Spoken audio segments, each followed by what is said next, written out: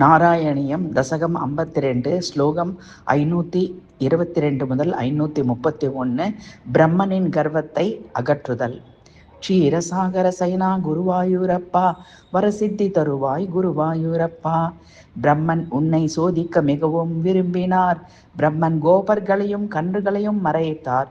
நீயோ கோபர்களையும் கன்றுகளையும் மாறினாய். கோபர்களாகவும் கன்றுகளாகவும் மாறினாய். உன்னை கோபிகைகளும் பசுக்களும் உருவில் ஏற்றனர்.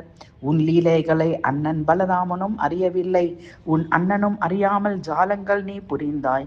ஒரு வருடம் சென்ற பின் மீண்டும் யாவும் உருவாகின. ஒரு வருடம் நீயே பல உரு எடுத்து மாயங்கள் செய்தாய். உன்னை மகாவிஷ்ணு என்றுணர்ந்த பிரம்மன் துதித்தார். உன் க்ஷீரசாகர சயனத்தை சங்கு சக்கரத்துடன் துதித்தார். உன் எளிமையை காட்ட குழந்தையாக காட்சி தந்தாய். உன் காருண்யத்திற்கு அளவுதான் ஏது குருவாயூரப்பா.